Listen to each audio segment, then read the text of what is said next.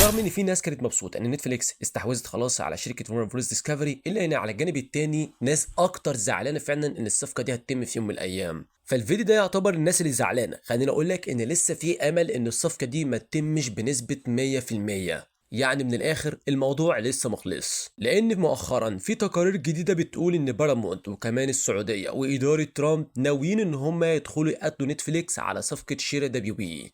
واللي نعرفه لحد دلوقتي ان الصفقه بتاعت شراء دبليو بي ديسكفري اتاكدت رسميا على رقم 82 مليار دولار، ويمكن كمان اعلى بحاجه بسيطه. اما بالنسبه للعرض بتاع بارامونت وسكاي دانس والشركه السعوديه اللي طبعا كانت مفضله عند الرئيس بتاع الولايات المتحده دونالد ترامب، واللي كان عاوزهم ان هم يكسبوا لاي سبب من الاسباب بقى وعلاقات ومصالح بينهم والكلام ده كله، كان في حدود 70 ل 72 مليار.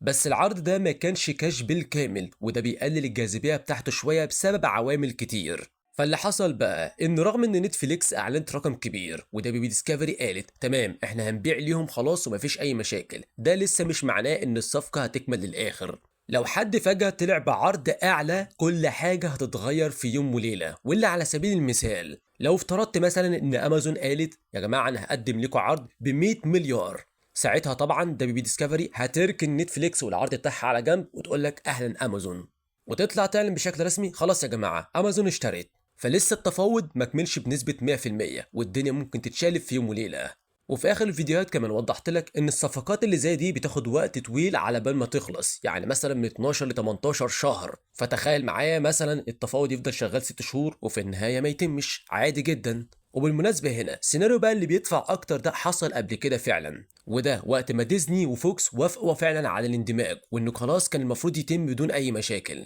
اللي حصل هنا بعدها بأسبوعين ثلاثة تقريبا نتفليكس نطت بعرض أعلى ب 16 أو 17 مليار.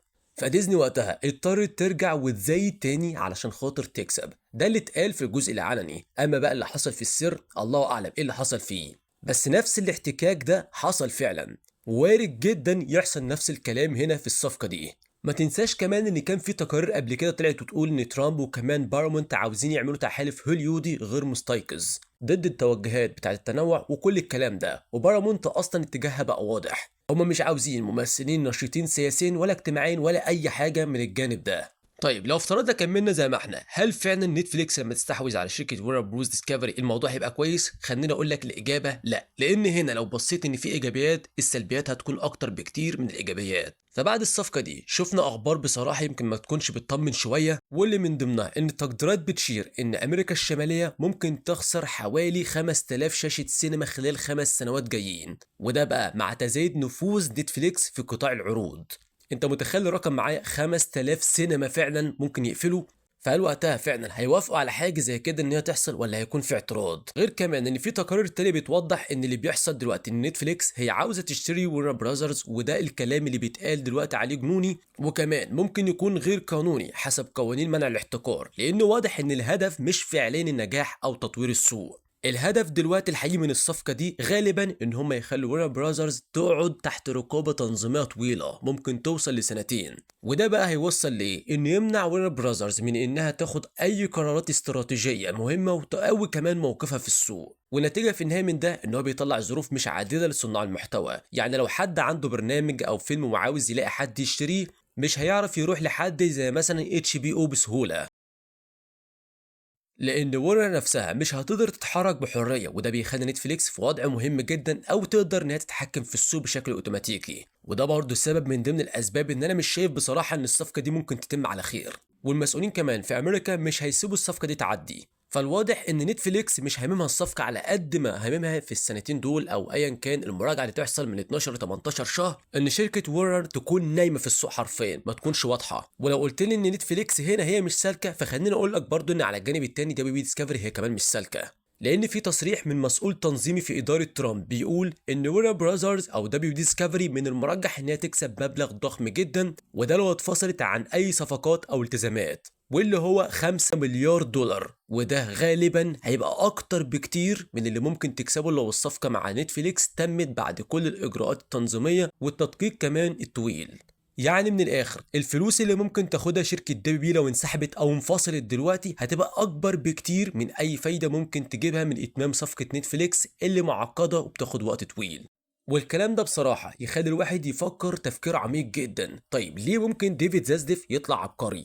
هو عارف كويس ان الجهات التنظيمية مستحيل توافق على صفقة نتفليكس، بس هو بيستغل الموضوع ده علشان خاطر يضغط على شركة بارامونت ترفع السعر اللي بتعرضه لشراء شركة دبليو. بيقول لنتفليكس انه داخل معاهم في مفاوضات حصرية، والهدف انه يخليهم يوافقوا يدفعوا رسوم فسخ 5.5 مليار دولار تقريبا لو الصفقة دي فشلت، وده غالبا هيحصل اصلا. في نفس الوقت بيقنع بارامونت ان في منافسة قوية مع نتفليكس. وايه اللي هيحصل هنا؟ بارامونت ترفع العرض بتاعها لغاية 74 مليار دولار علشان خاطر ما يضيعوش الصفقة دي. وقبل الكلام ده كله كان قيمة شركة دبليو ديسكفري كانت حوالي 25 مليار فقط. بعد شغل زازليف ده زود القيمة بحوالي 50 مليار دولار من غير ما يعمل حاجة حقيقية، بس لعب شطرنج سياسي واقتصادي. يعني في النهاية زازليف هيجيب 5.5 أو 5.8 مليار دولار كده من الهوا من نتفليكس، حوالي 50 مليار دولار زيادة في تقييم الشركة من بارامونت.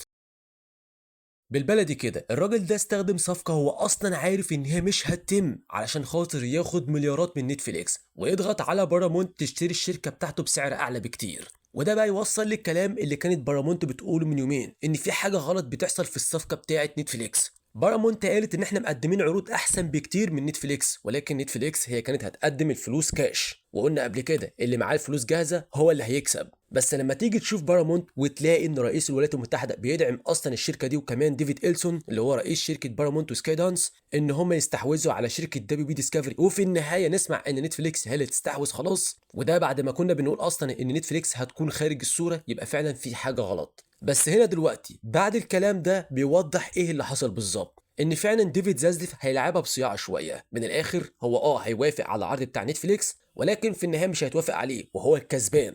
وده وصل في النهايه ان شركه بارامونت هي فعلا اللي ممكن تستحوذ على شركه دبليو بي ديسكفري بالكامل. ولو ده حصل فخليني اقول لك ان كل حاجه هتمشي مع بارامونت اسهل بكتير من نتفليكس. بل كمان مش هتلاقي ان في فئه كبيره من الجمهور زعلانه على الصفقه دي، لان ما اعتقدش ان بارامونت ممكن تموت صناعه السينما زي مثلا نتفليكس في الوقت الحالي. ولو نتفليكس بتقول لك دلوقتي ان احنا هنعرض الافلام في السينمات زي ما هي، فخليني اقول لك بكره ممكن الكلام يتغير 180 درجه. لان على سبيل المثال لو افترضنا ان فيلم ذا باتمان 2 اتعرض في السينمات والفيلم ده حقق نجاح كبير جدا، نتفليكس هتيجي تقول لك ايه؟ طب ما كنت عارضه عندي على المنصه على طول مباشره، والنجاح ده كله هيكون مكسب للمنصه نفسها مش في السينمات. بس نتفليكس مستحيل تطلع تقول قرار زي ده دلوقتي، علشان خاطر اي قرار زي ده ممكن يوقف الصفقه تماما. نتفليكس نفسها طلعت تطمن الناس بعد خبر صفقه ورا براذرز، وقالت مفيش حاجه هتتغير النهارده. وناس كتير فعلا ركزت على الجمله دي، مفيش حاجه هتتغير النهارده، ده معناه ان اكيد في تغيرات هتحصل بعد كده. فايا كان لو شايف بقى ان كل الاسباب اللي انا قلت لك عليها دي ممكن توقف الصفقه فعلا، فخلينا بعد كده نروح للسبب الاكبر اللي بيثير الجدل اكتر بقى بعد كده. هو مايك لي، وده سيناتور امريكي عضو في مجلس الشيوخ. الراجل ده مشهور انه بيهتم جدا بقوانين مكافحة الاحتكار، وبيراقب اي صفقات كبيرة ممكن تأثر على المنافسة في السوق. الراجل هنا هو كان بيعلق على اعلان نتفليكس انها استحوذت على شركة ورنر براذرز، وبيقول في علامات كتير لوجود مشاكل احتكار في الصفقة دي، في جلسة استماع قريب في الكونجرس شبه مؤكدة، فاستنوني. فالواضح فعلا الصفقة دي فيها مشاكل قانونية كبيرة، وهيفتحوا تحقيق أو جلسة استماع عليها بنسبة كبيرة جدا. يعني الراجل واضح إنه شايف إن الاستحواذ ده ممكن يكون ضد القانون، وإنه في النهاية هيمر بأزمة رسمية قدام الكونجرس. وده يعتبر برضه سبب كبير من ضمن الأسباب إن الصفقة دي هتمر بمشاكل كتيرة جدا. فايوه في لحد دلوقتي الناس مقتنعه ان خلاص يا جماعه الصفقه هتتم بدون اي مشاكل، وده طبعا حقهم، كل واحد حر في رايه، علشان خاطر نتفليكس هي معاها فلوس وممكن تدفع فلوس كاش في اي وقت. ولكن هنا لما تيجي تبص على ارض الواقع وتشوف الاسباب والمشاكل والكوارث اللي ممكن تحصل من الصفقه دي، تقدر تقول ان لسه فعلا الصفقه ما خلصتش بنسبه 100%، وفي حاجات كتير ممكن توقف الصفقه دي. ولو شايف ان كلامه ممكن يكون اوفر شويه، او ممكن يكون هبد، او ممكن يكون غلط، خليني اقول لك ارجع راجع الصفقه بتاعت ديزني مع فوكس، وانت هتلاقي ان في حاجات كتيره كانت بتحصل هناك شبيهه جدا باللي بيحصل دلوقتي. فما اعتقدش يعني في النهايه ان الناس اللي موجوده هناك تسيب ان الصفقه دي تتم وهم عارفين في الاساس ان الصفقه دي هتضر بالصناعه هناك. وبرضه هرجع واقول لك في الاخر ده لحد دلوقتي اللي واضح، زي ما بقول لك برضه في الفيديوهات الاخيره، استنى ساعه او ساعتين وبرضه هتلاقي اخبار جديده بتنزل. وبصراحه لو فعلا ديفيد زازليف كان قاصد ان هو يدخل الصفقه دي علشان خاطر ياخد المبلغ اللي هيجي من رسوم الانفصال، يبقى فعلا ديفيد زازليف صايع جدا في البيزنس. فكالعاده بقى هستنى رايك في الكومنتات، شايف ايه الافضل، ان نتفليكس فعلا تستحوذ على شركه دبليو بي ديسكفري، ولا بعد كده بارامونت ترجع مره تانية وهي اللي تستحوذ على الشركه دي؟ فبس كده، لو وصلت لحد هنا اول مره على القناه ما تنساش بقى سبسكرايب شير كومنت لايك علشان خاطر ده كله بيساعدني وتعمني، واشوفكم الفيديو اللي جاي. سلام.